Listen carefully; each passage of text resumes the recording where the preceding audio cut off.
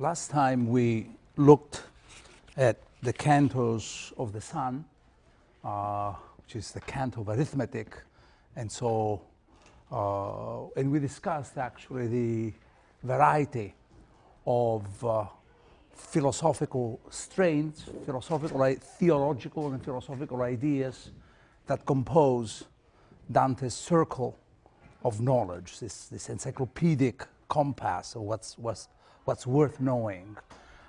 Today we move into the heaven of Mars, which is, as you know, the god of war, the name of the planet, and it's the heaven of music. Dante links Mars and music because harmony, out of the belief that harmony is the meeting point or the result of discordant elements, a kind of concordia, a concord, and a tuning of hearts reached through discordant elements. The discordant elements can be different sounds, can be the passions within us that need tempering, and so on. This canto can be read profitably, and you can do some of this on your own in conjunction. I will allude to it in passing, in conjunction with canto, for instance, 15 of Hell. We're in 15, 16, and 17 of Paradise. You could read it.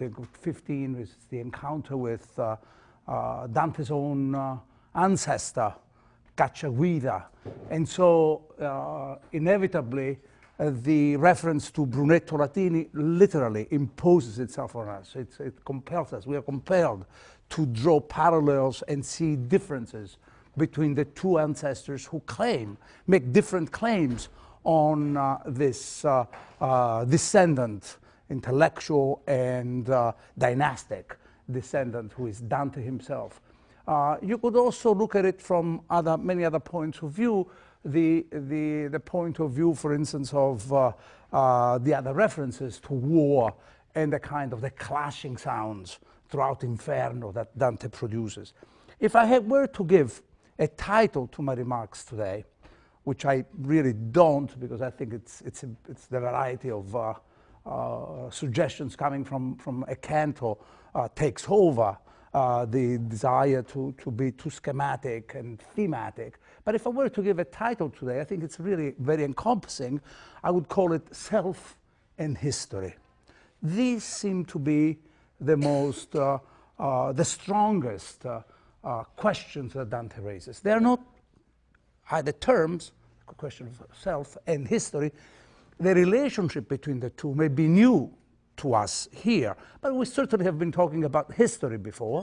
The last time we did was in the discussion of Canto 6 of Paradise, where Dante gives, in the heaven of Mercury, Dante gives this overall history of Rome, its humble beginnings, and then the construction of the empire and the crisis of the empire. So that's really one thing that you know. The issue of self in itself is something we've been discussing ever since we started the Vita Nuova, with the idea of a lyrical self, of a self who removes himself, as you recall. That's what we mean by a lyrical self, removes oneself from the world of history, the contingencies of time, the viscous realities of the city, and takes shelter in the chamber of his imagination, in the world of his ideas, his dreams, memories, and there he constructs his own self. That was the point of the Vita Nuova. When we began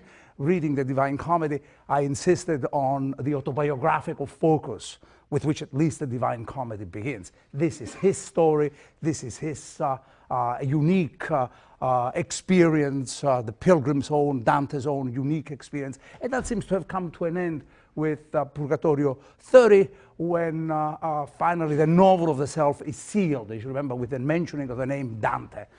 Then a new phase begins in Dante's construction, which is more educational, more speculative, which is really the world of Paradise. But so we talk about self and history in a way that maybe Dante has never quite coupled the two terms before. He does so in Canto 15, 16, and 17 of Paradise. This is really the double focus around which everything moves. Let me give you, I will give you a reading of the various details, but let me give you an idea of what I have in mind, first of all, and the way of thinking about this issue. I want to draw your attention to the presence of some mythological figures whom Dante is evoking.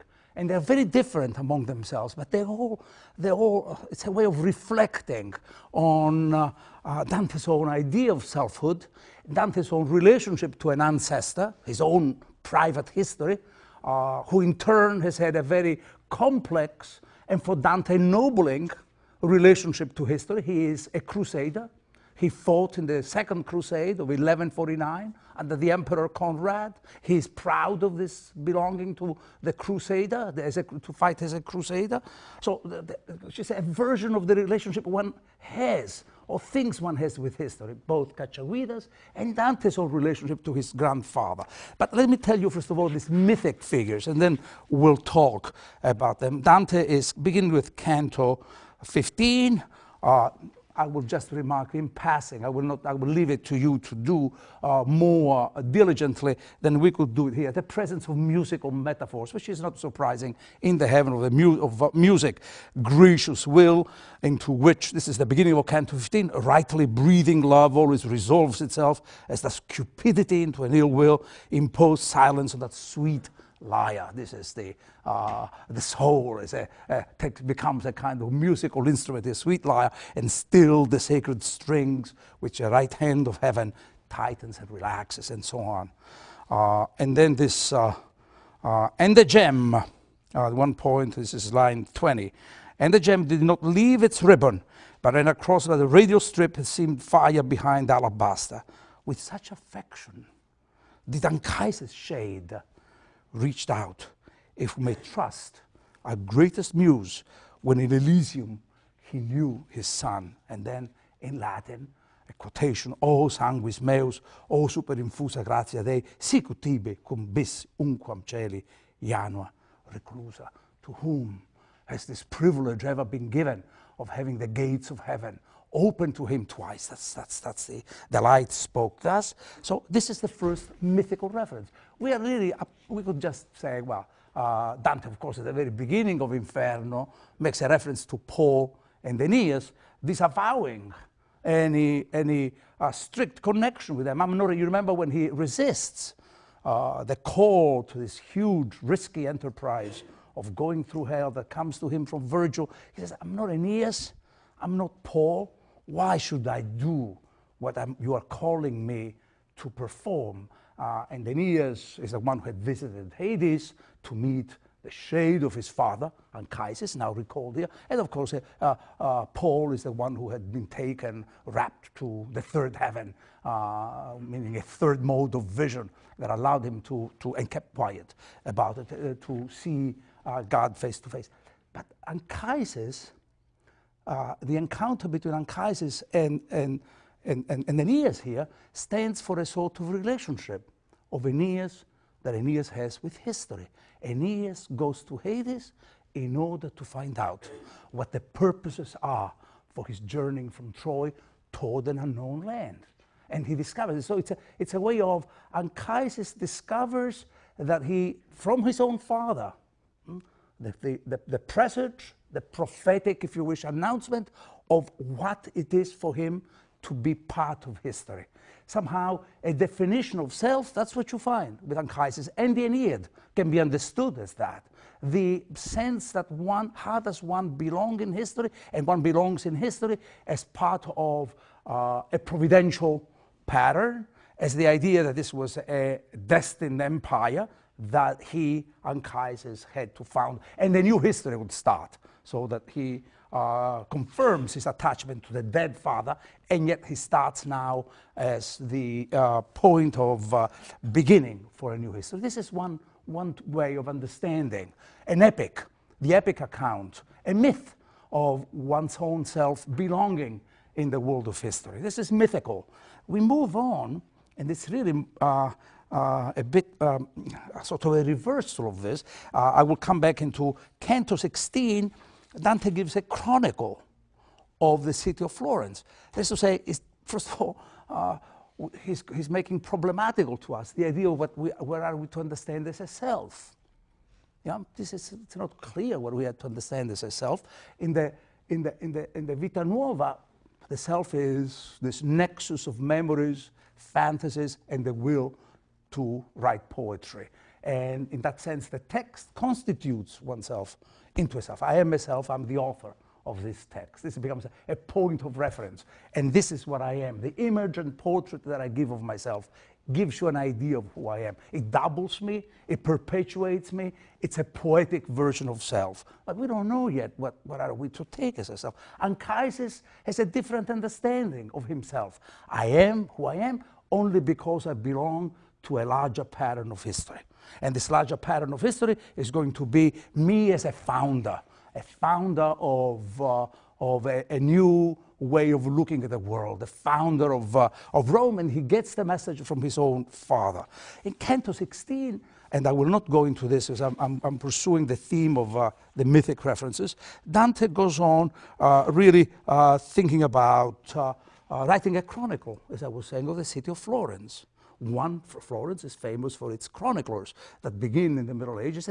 So is history then, the other problematical notion, to be understood as the local events? Or is it to be understood the way Anchises understands it, as a myth that somehow has a sort of paradigmatic value and which can regulate and also arrange?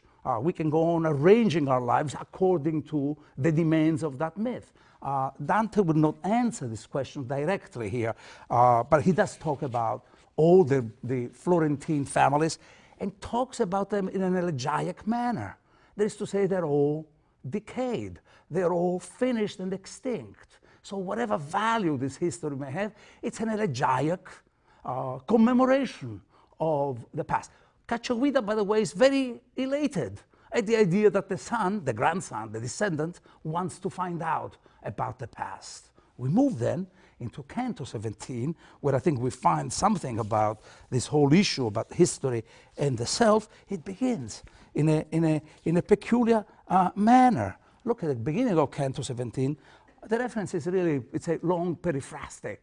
It's a circumlocutive periphrastic construction, a long turn of phrase for the pilgrim to describe himself in terms of Phaeton, the famous figure, as you know, from the classical myth, who challenges Apollo. We saw him in the corresponding Canto 17 of Inferno. There was an allusion there to Phaeton, so a little touch of the symmetry of cantos, but that's really secondary at this point. Look at what the description is. Like him who came to Clymene to be reassured about that which he had heard against himself. The disowning, first of all, it's a story of the uncertainty of Phaeton's descendants, that his father was Apollo. So he reassured himself. Him who still makes fathers weary with their sons. This isn't the canto of Cacciaguida. What is the real relationship? That's what that is asking, that I have to this noble, heroic figure, of whom I'm proud.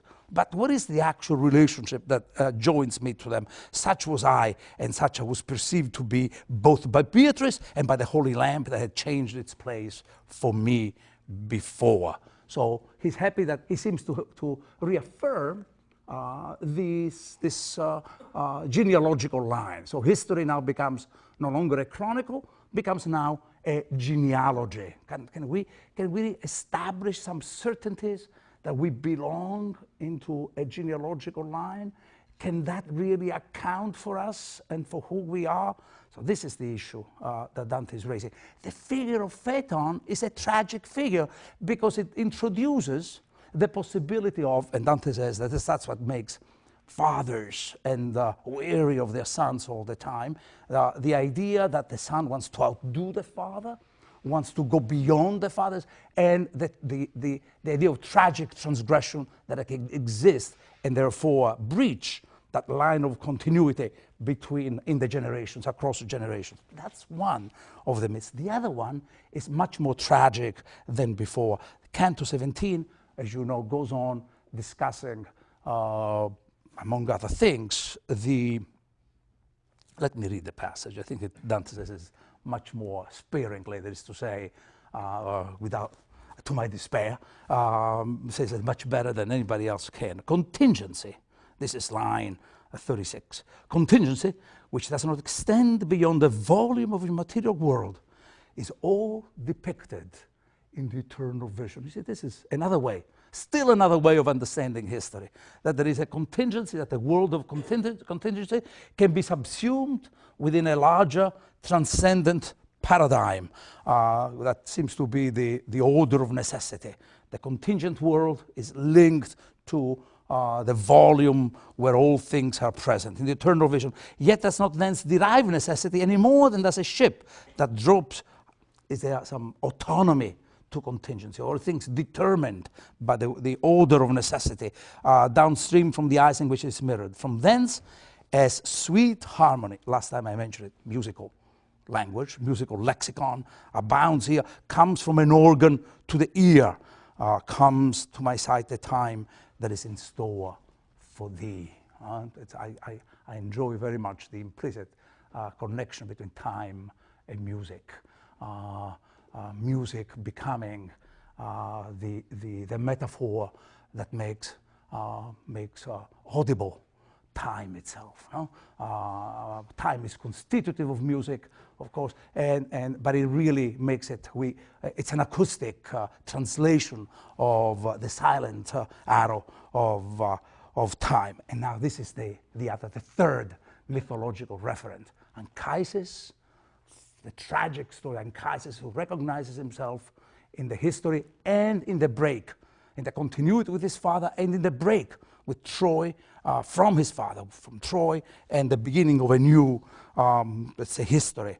Phaeton, who turns against his father and burns the heavens in doing so. It's the famous metamorphosis of the origin of the Milky Way. As you know, the Milky Way was understood as the scorched heavens, a cosmological disaster that was happening on account of the rivalry between father and son. And now the third is as Hippolytus, the Phaedra, the story of the Phaedra.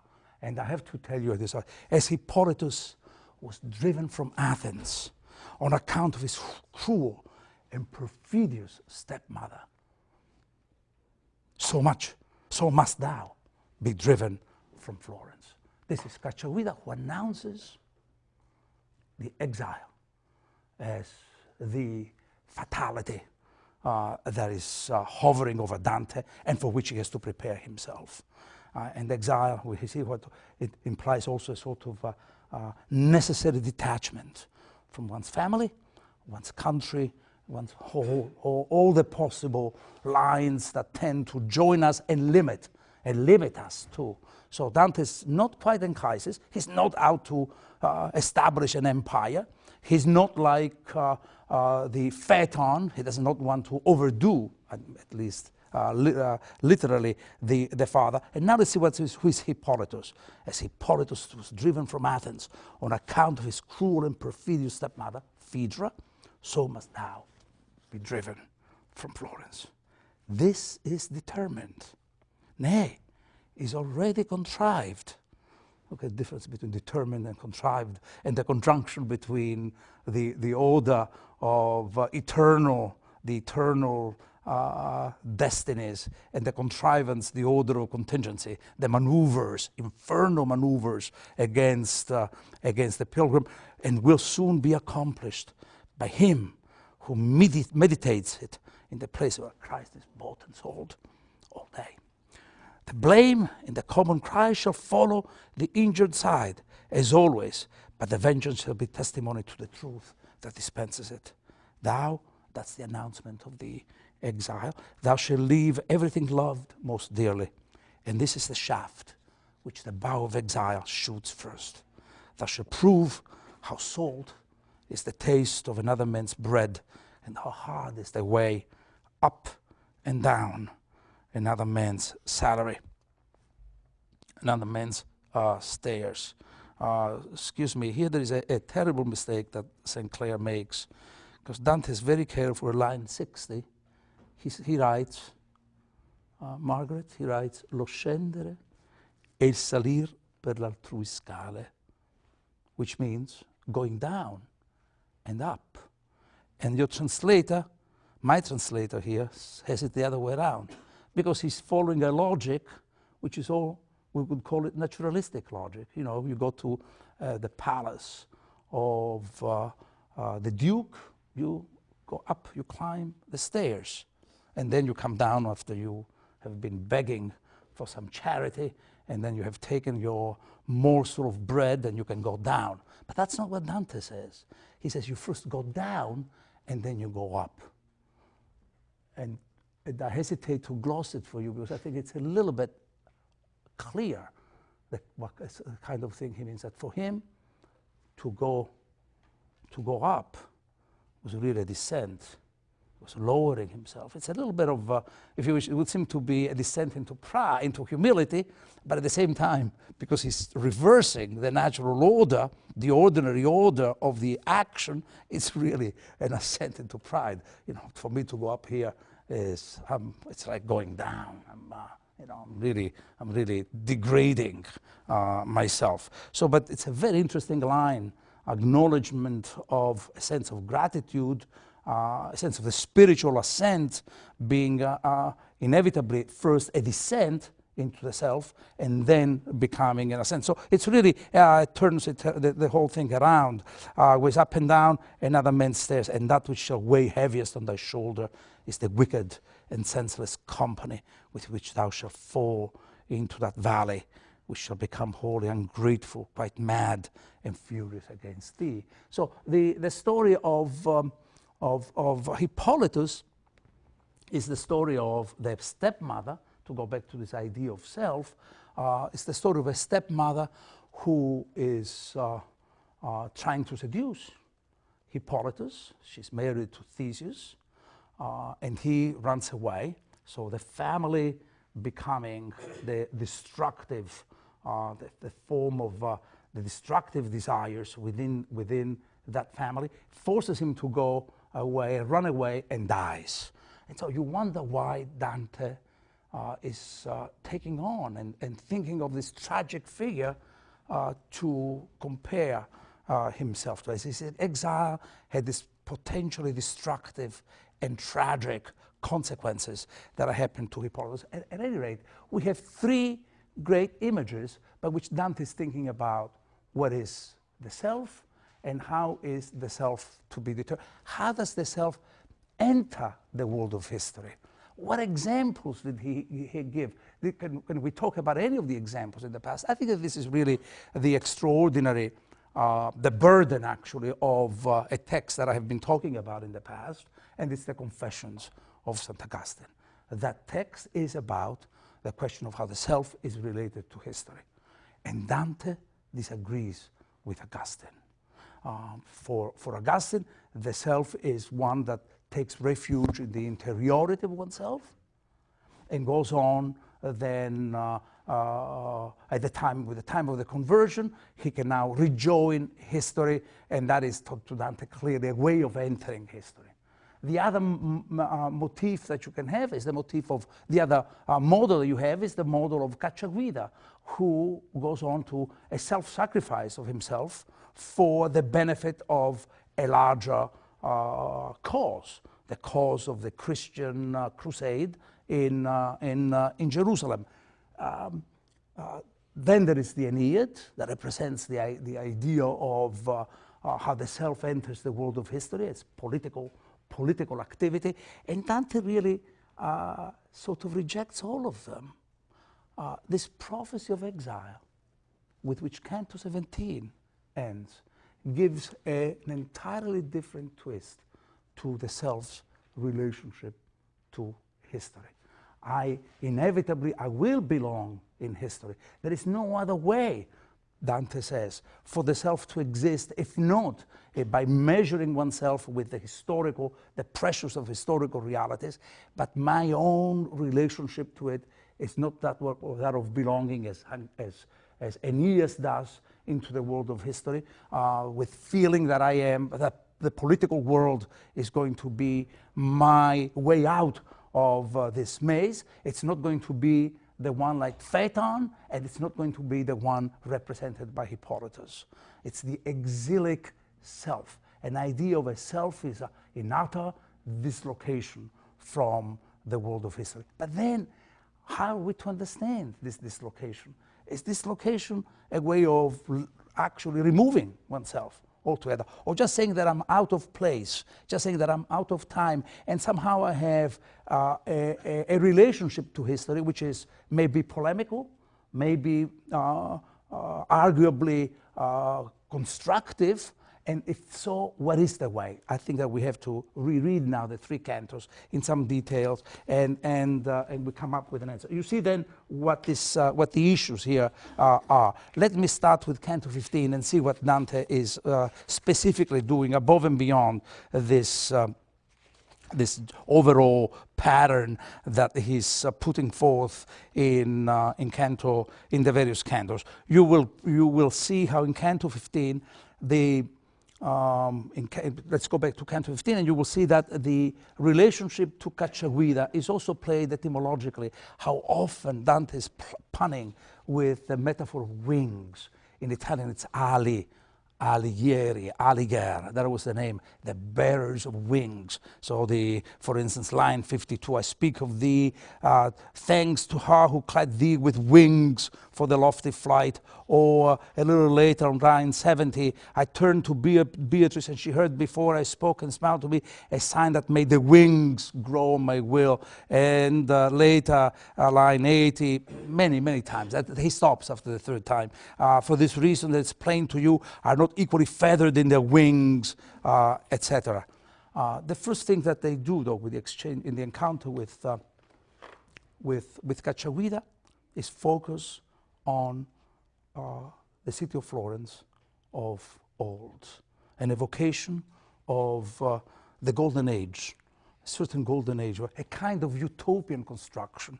These are the lines. Florence, page 2, lines, Canto 15, lines 94, 97 and following. Florence within her ancient circle, from which she still takes tears and nones. These are the times of the day, rung by the bells of the nearby church. Abode in peace, sober and chaste. She had no bracelet, no tiara, no embroidered gowns, no girdle that should be seen more than they were. Nor yet did the daughter at her birth put the father in fear, for age and dowry did not part from the due measure on the one side and the other. She had no houses empty of family, nor had Sardanapalus yet come there to show what could be done in the chamber. This is a kind of infernal evocations. You are really thinking of Cleopatra in Canto 5. You are thinking of Semiramis, all those these figures of the chaos of the appetites, and they are being recalled now in this context. Nor yet did Uccellaccio and so on, and goes on talking about Cacciaguida's own birth, and thence there. Let me focus a little bit on this, the metaphors of of Florence, which first of all, Florence is evoked within a closed circle of self-sufficiency, called within her ancient circle. The circle, the circularity of the city also implies a kind of plenitude and a sort of boundary. Dante does not have an idea of an expanding city. He enjoys and likes and projects this idea of a city held within its own perimeter, from which she still takes tears and nones. The language of space and the language of time follows, as if everything could be measured and everything could be interrelated. One is interrelated with the other. And then this language of Florence as a woman, sober, chaste, abode in peace, sober and chaste, implying that here at least he believes, and it's lingering in him, the memory of the famous idea of the so-called body politic that you have heard, you know?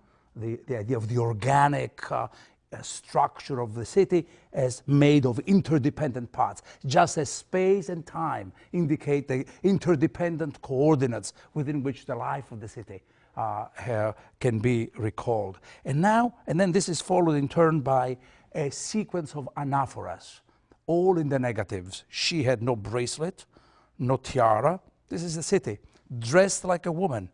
Dante, you know that one way of thinking about cosmetics is also to think of it, they used to think of cosmetics as bad rhetoric, perverse forms of seduction by means of which one could disfigure the natural continence and beauty of the human form. So Dante goes on, in a sense, by repeating these negatives, literally dispossessing, literally stripping the woman of all the superfluities, all this complications, and bring the city back to its own simplicity, its original chastity and simplicity. Let me just see this passage. She had no tiaras, no embroidered gowns, no girdle, nor yet did the daughter of her birth put the father in fear. It says she had no houses empty, etc. So this is the golden age. Does Dante really believe, though, in this myth of the golden age? Is it what we call, there is a rhetorical phrase for this sort of move, you know, the praising the bygone times. It's the so-called, it's a laudatio, that means a praise of the past, which is more of a rhetorical strategy to denounce the imperfections of today. In effect, Dante has a radically polemical view of the utopian spirit, this idea of a perfection that, or the claim of a perfection that we push back into the past because it's no longer with us, but we want to fantasize about. And nonetheless, he preserves it because utopia can become a kind of normative idea by means of which we can alter the configuration of our own contingencies, our own history. It may, utopias don't exist. They may even be dangerous, some people can claim.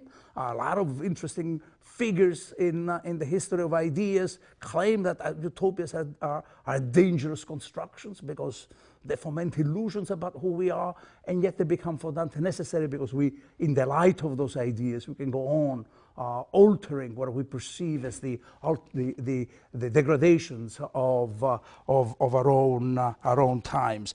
And of course, this myth of the golden age of Florence of the past literally disintegrates when seen in contrast with the reality of Dante's life as an exile, which is going to await him in the future. That is going to be, so it's exile as the realistic perspective of his being in history.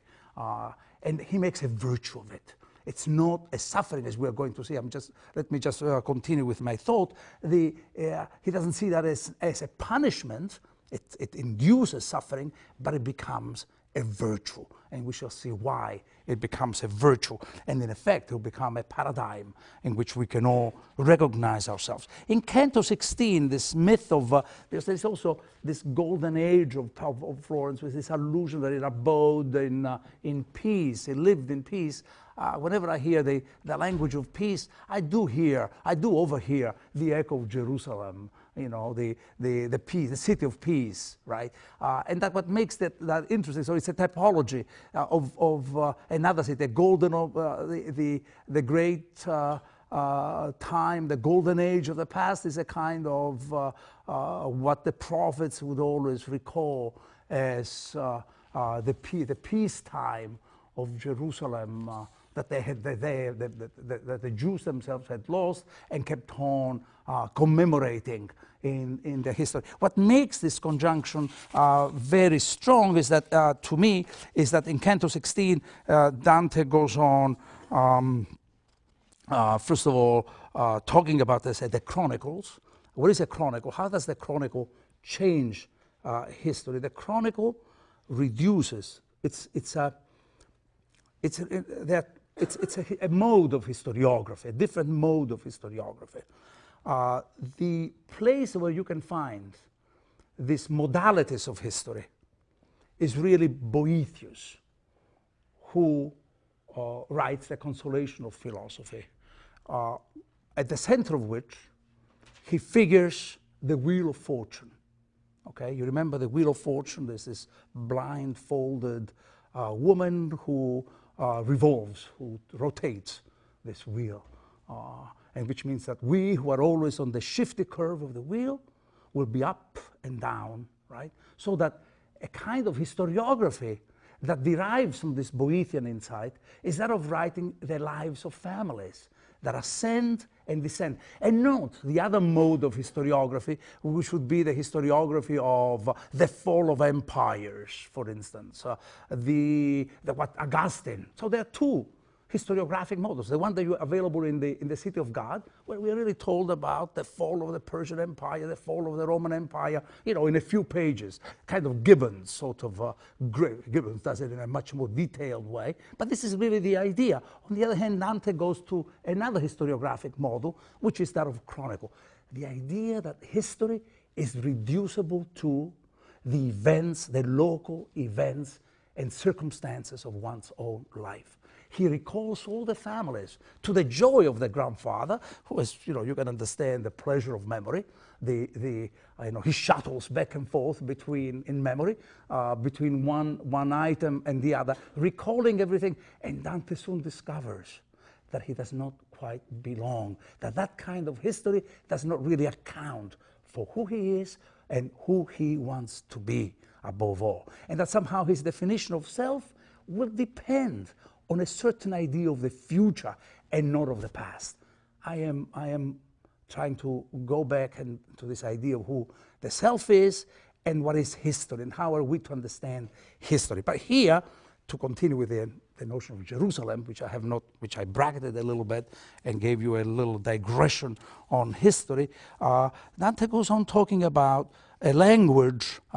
Turn to Canto 16, line 50, please, where he again talks about, it's all about Florence, all who were there at that time between Mars and the Baptist. The mythology of Florence.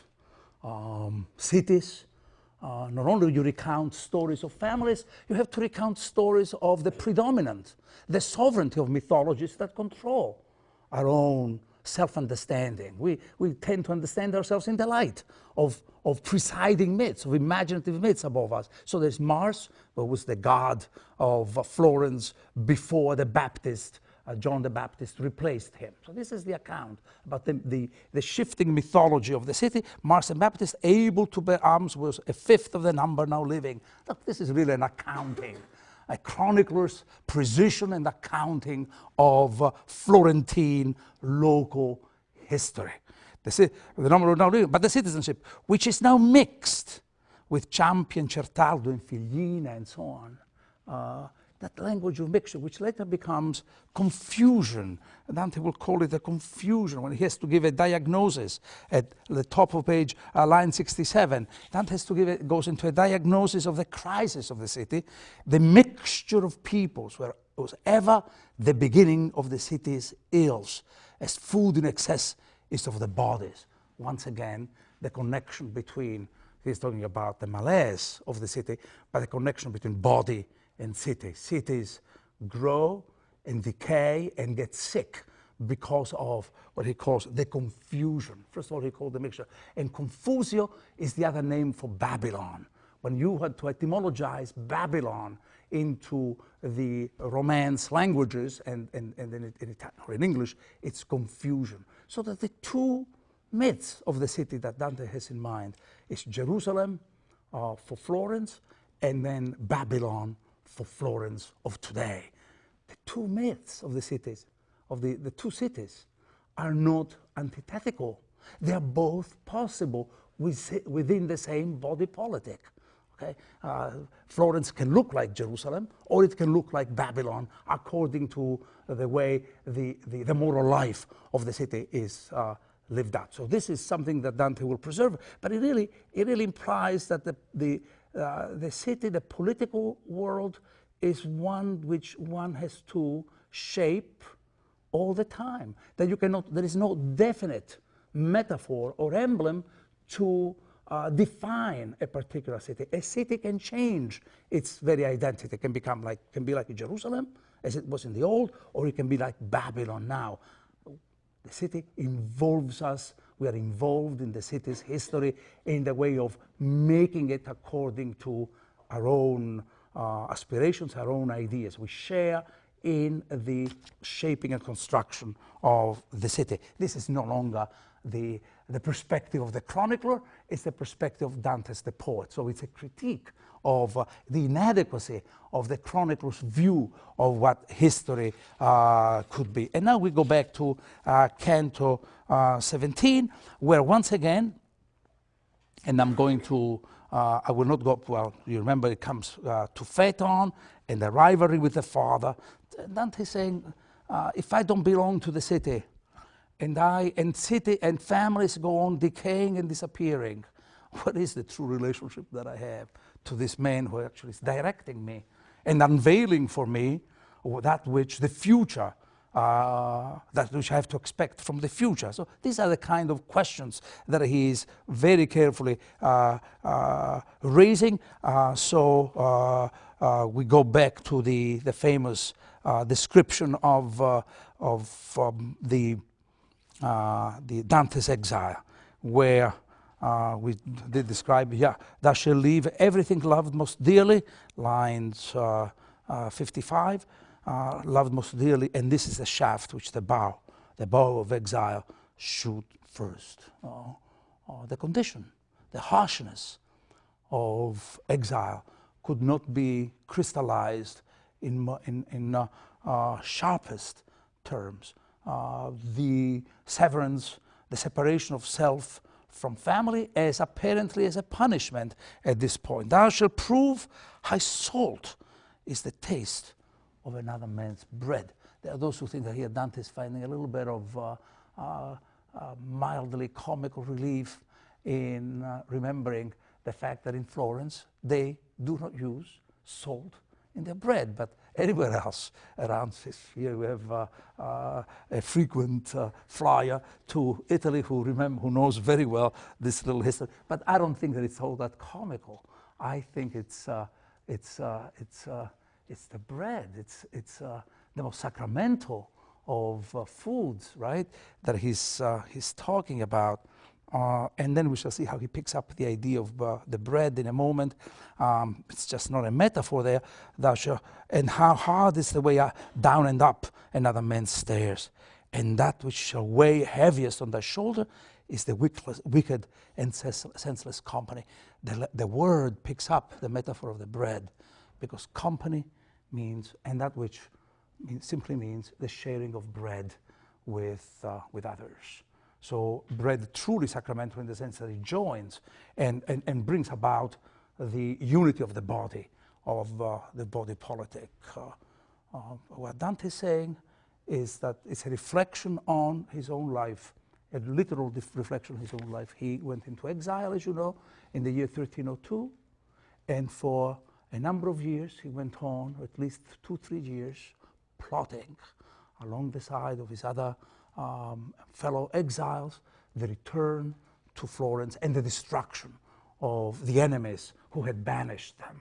Really, the plot of revenge in order to restore what they saw as justice. Dante very quickly understood that this was the way to absolute destruction. So he just from then on moves like a shabby derelict. You know, he represents himself limping at the beginning of Inferno, and that is really the way we are asked by him to imagine him as he goes. When he's talking about exile, we are not talking about living in some kind of isolated splendor in some court or other. It literally means going from place to place, begging. So this is punishment for him, and yet, let's see what happens. With which thou shalt fall into that valley, which shall become wholly ungrateful, quite mad and furious against thee. He is an exile to the exiles. Both the Guelphs and Ghibellines distrust him and take their distance from him. But before long, they, not thou, shall have their brows red for this. Of their brutish folly, their doing shall give proof, so it shall be to thine honor to have made a party by thyself. What an extraordinary line. To be absolutely on your own, a party to thyself. This should make you should give you some perplexity, to say the least. Because you may remember that the Divine Comedy begins with the representation of the so-called neutral angels. And those neutral angels were angels who wanted to be neither with God nor against God, but they want to be by themselves. You remember how I pointed that out to you, that for Dante this was the most despicable of conditions and choices, though it seems to be non-choice. One is really choosing anyway. Even when we are not choosing, we are choosing. And he was separating that. To him it's despicable not to take sides, to sit on the fence. And now he seems to attribute that very condition to himself. That to you, it will be to your honor to be a part to thyself. And no, we did not read it, but you know, with those of you who are so taken with the poem, you can go and read Canto 8 of Paradise, where Dante will ask one question. He to the soul that he meets, he says, is it right for a man in the city to be a citizen? Yes, he says, and I don't even want to ask why. It's so clear that it needs no justification, no explanation. You have to be part of belong to the world where you are. And yet now he takes the other side. He has to be by himself. What does it mean to be by himself? Is that a kind of neutrality he's imagining? Is that it's really the condition of exile? I think that he's really describing the destitution, the loneliness, the severance of the self from others. But even that can become a condition that triggers a new form of relationship. The exile is still part of the community. And let's see how he is thinking of this. I don't want to...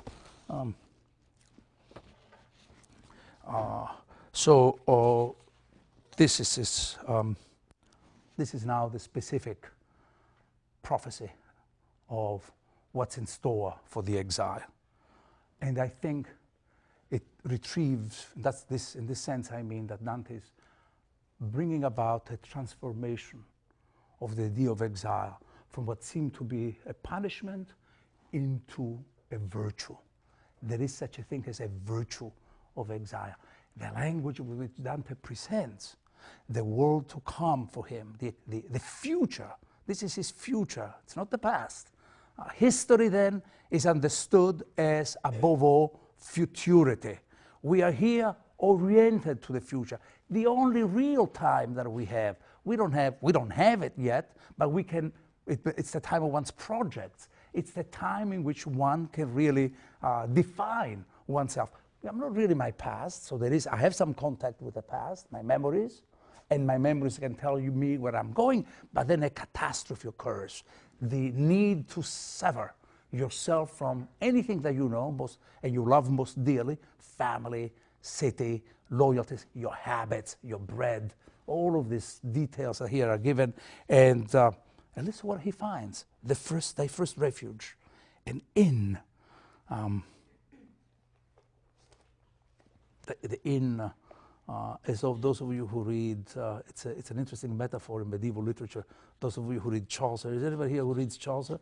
The Canterbury Tales, of course, that it's the story of pilgrims, and the inn becomes the station, the temporary dwelling of people who are on the road and always moving. It's really one of the most welcome images in the medieval imagination, the inn, the provisional comforts for the night that the inn offers. And anyway, the first refuge, an inn thou shalt find in the courtesy of the great Lombard. This is the gentleman of Verona, the one gentleman of Verona who houses him and hosted him for a while, who bears on the ladder the sacred bird, and he will hold thee in so gracious regard that of doing and asking between you two, that shall be first, which the others come after.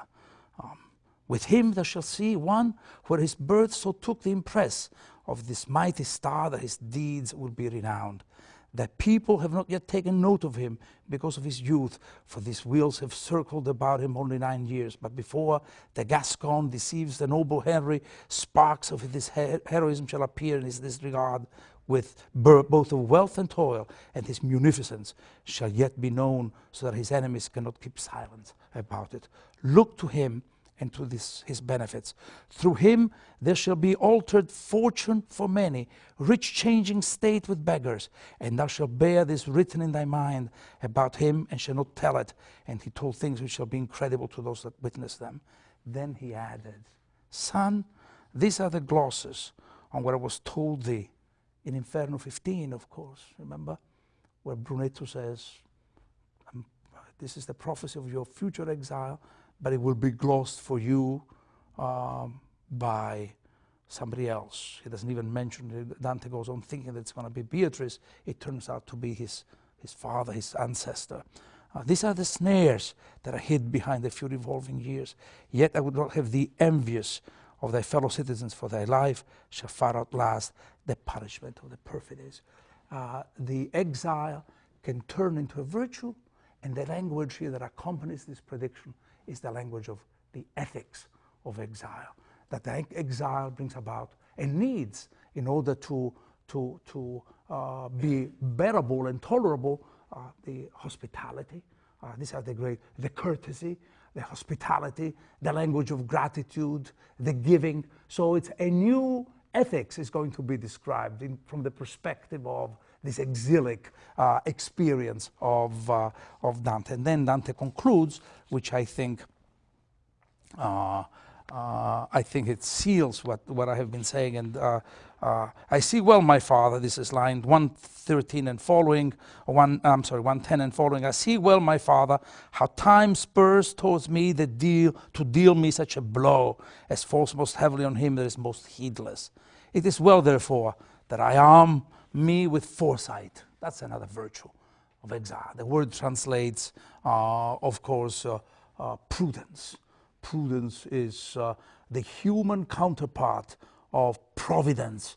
It has the same etymology, a seeing in advance, trying to not predict but forestall the arrows and flings that come our way, so that if the dearest place is taken from me, I may not lose to others, the others by my songs, down through the world of endless bitterness. And on the mountain from whose fair summit the eyes of my lady lifted me, and after through the heavens from light to light, I have learned that which if I tell again will taste for many of bitter herbs. And if I am a timid friend to truth, I fear to lose my life among those who will call these times ancient. The light within which was smiling the treasure, and another reference to Brunetto, who wrote The Treasure, of course, I had found there, first became a blaze like a golden mirror in the sun that replied, conscience dark with its own or another's shame would indeed feel thy words to be harsh. But nonetheless, put away every falsehood and make plain all their vision, and then let them scratch where is the itch. For if thy voice is grievous at first taste, it will afterwards leave vital nourishment when it is digested. This cry of thine shall do as does the wind, which strikes most on the highest summits, and that is no small ground of honor. For that reason have been shown to thee in these wheels on the mountain and in the woeful valley only souls that are known to fame, because the mind of one who hears will not pause or fix its faith for an example that has its root unknown or hidden, or for other proof that is not manifest. What he hears, and the decision that Dante will take as a palliative, at least, or a remedy to his exile, is writing. The writing of the poem becomes the act by which he, as an exilic, as an exile, can go on, and in his dislocation, his utter dislocation from the city, from family, from his habits, can go on actually relating himself to the world. Writing, the work, is the way in which the self enters history and can shape history. It's not Aeneas, it's not Phaeton, it's not going to be the Hippolytus, it's not even Cacciaguida's own account of his own grandiloquent connection with the world of history. The way in which Dante's self enters history is through this idea of poetry, of a writing that is now also described in terms of food, as you can see here. First of all, with the bitter herbs, and now the voices gives a first taste. It will afterwards leave vital nourishment when it is digested, etc. Words, first of all, let me just clear the air here. No one of you has these misconceptions about poetic language, that somehow it's some sort of faint symbol divorced from reality. Dante goes beyond this idea of the relationship of language to representation. That was the problem of the chronicles. And they gave fairly faithful accounts, and he can give fairly faithful accounts. That's the mode of a certain historiography. What Dante is saying is that words are things in themselves, that words are food that change, and being things, they have a kind of solidity and have a sort of truth value in and of themselves. This is really the biblical language that resurfaces. You know, Son of Man, eat the book. You remember these lines from, say, Ezekiel?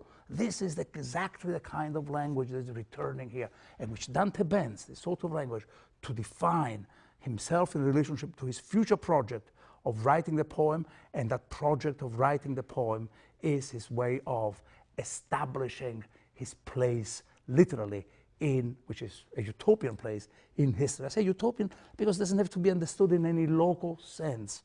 You know, so I do not belong to the city only because I occupy a particular place in the city. It is the act of writing poetry.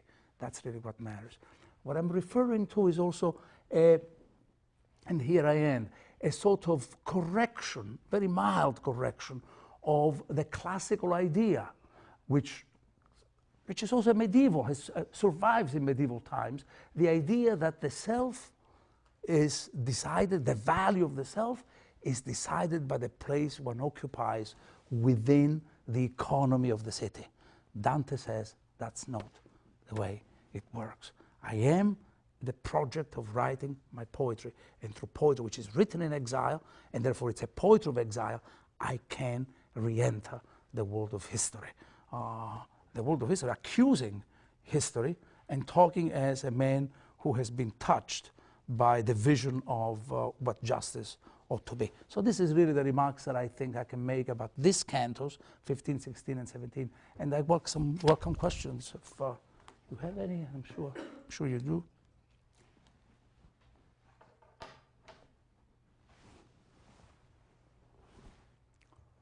Yes. Would I be right in seeing some biblical references within the lines between 70 and 100? Mention of the star, the birth, the inn. Is that sort of this is line 17. The question is, would she be right in seeing biblical antecedents, context, for the lines that go from line 70, you say, the first refuge, and in, no, I think in the, shall find in the courtesy of the great Lombard, there may be a Christological or a Christomimetic language behind this sort of references. And that would be even more, it would be truer even, would be made more compelling in light of Cacciaguida's own self-representation in Christological terms, both in Canto 15 and in Canto 16. Actually, he talks of himself as if he were a Boeotian philosopher. Dante uses the same phrase about the death of Cacciaguida that he had used for Boethius in Paradiso e venida al martirio, a questa pace, that he had used for Boethius. But the language is a Christological language. The only difference is that if there is any Christological resonance here, it very quickly fades, because Dante is really discussing himself as an exile with this, and he understands exile as the real condition of of himself, but also of human beings. I will go on so far as to say, in order to connect your theological perspective and what I have been saying about the self in history, is that exile is also the root of one's religious consciousness. We have those of us who have a religious consciousness, I think we all do, just as we have an aesthetic sense, we all do, that religious consciousness comes always out of the sense, or the feeling, even better than the sense, the feeling that we are not where we should be. That we somehow are not where we should be, both in terms of time and or in terms of space, that we are dislocated.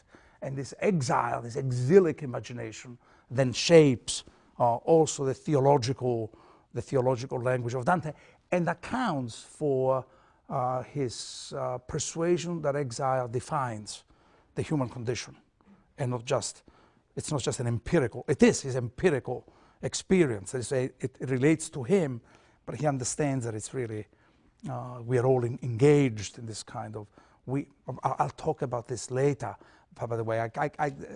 I'm forcing my hand because the text does not really allow me to do that, but when he discusses hope, the most extraordinary of all virtues, the most deceptive maybe of all virtues, there he links hope and exile in a very clear way, and I'll reserve that as a surprise for whatever, next week, or maybe, yeah, next week.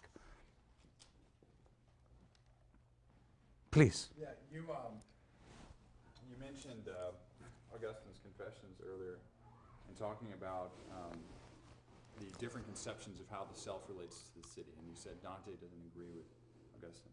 I didn't catch everything that you were saying about Augustine's view of the self in relation to history. Would you just read? The question is about, I was discussing modalities of this relationship between the self and history at the beginning of my remarks, and one of them obviously was, I mentioned, let me just give a little resume of this, mentioned the Cacciaguida himself, who has a kind of special understanding of history, and that defines him, his taking part in the Crusades. The other one is, with which Dante begins, is Aeneas, who is a model for Augustine, as you know. So I'm answering your question now. The Confessions of Augustine are constructed as nothing less than what I call the Aeneid of the heart. That's to say, he goes from Carthage, he has his Didos. You remember when he leaves Carthage to go to Rome, and the Dido, he doesn't just abandon them, but he describes them as they hold on to his garment, etc. Then he goes to Rome. So it's really a pattern on an epic, on the Virgilian epic of the Aeneid. But Augustine is very different from Aeneas. He doesn't go to Rome to found an empire. He's a professor of rhetoric. He teaches, he's a teacher, a professor of rhetoric, and he comes to understand himself. Actually, the great moment, the great revelation for him, there are two moments of great revelation to him, which we really never talked about. The one which he has, well, he's in Ostia, that little town by the sea outside of Rome, and he sees this mother at the window, and they share in a kind of mystical vision. He describes this ecstasy that they have while they look outside, and then she's about to die. She will die. But that is a decisive moment clearly in his life and his understanding of himself.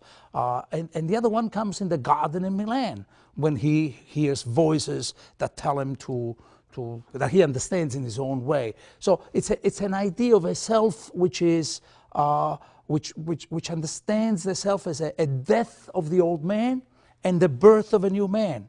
This is the old Adam and the new Adam, the Christian idea of conversion, St. Paul's command. You have to let the old man die so that the new man can come into being. That's the understanding of the self.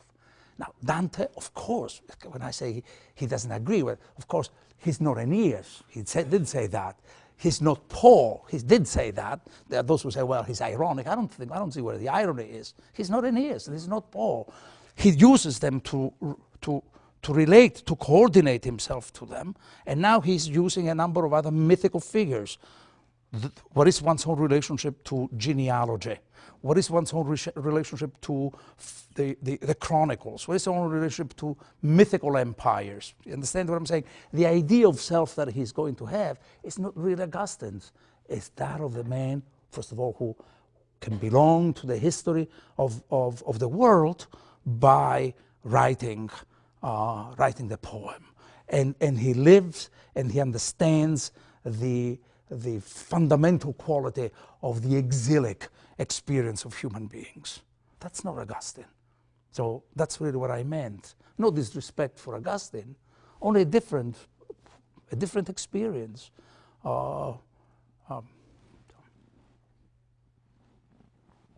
Yes.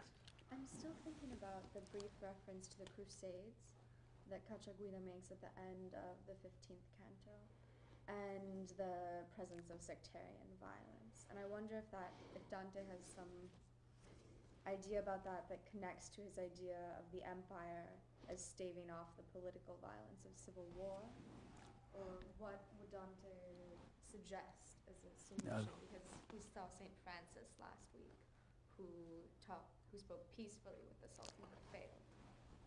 This is an extraordinary question.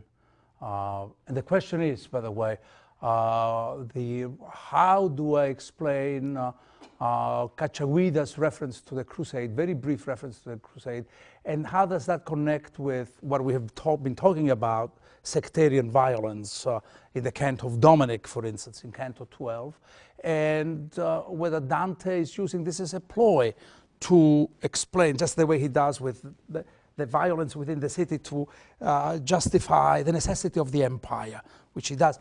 Or is this, or does he really have an idea of the peaceful language of Francis?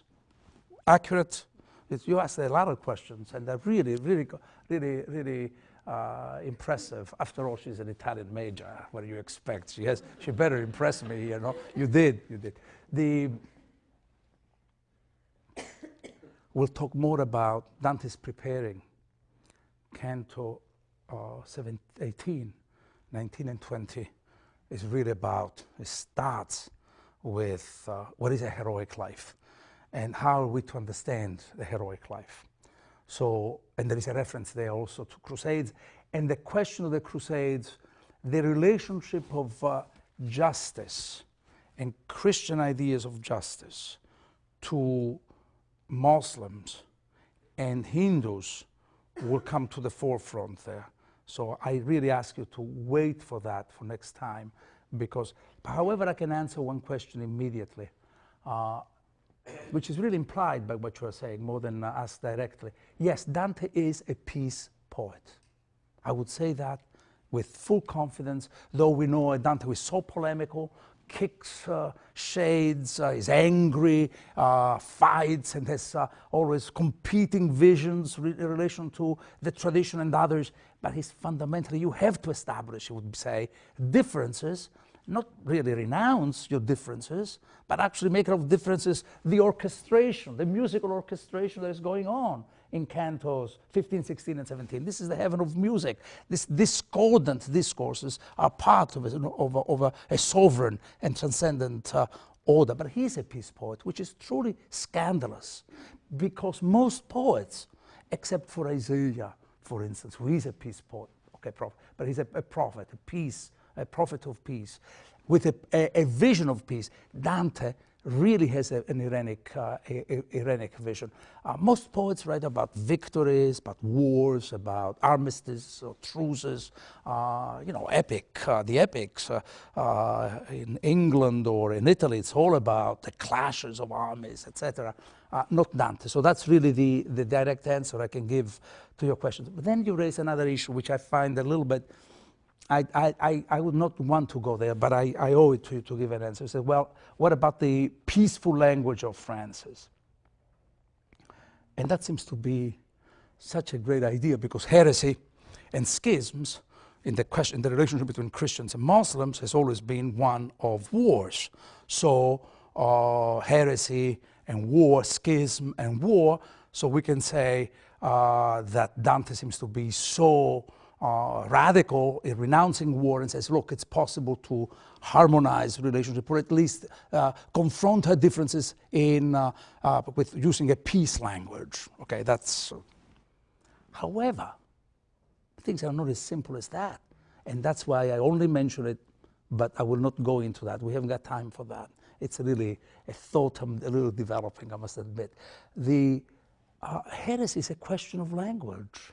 It's not just a question of wars. So there are wars that go on in language, and therefore they re-propose the very differences and stubborn divisions of understanding that qualify and describe both the schisms and the heresies. So to say peaceful language, it sounds also like another route into potential dissent and tragedy, as you see. But I'm not going to go any more than give you as a kind of suspicion that I have about my own claim that Dante is a peace poet. We'll talk though about the Crusades next time, and maybe I have time for another question, maybe, and a very short answer. Anybody?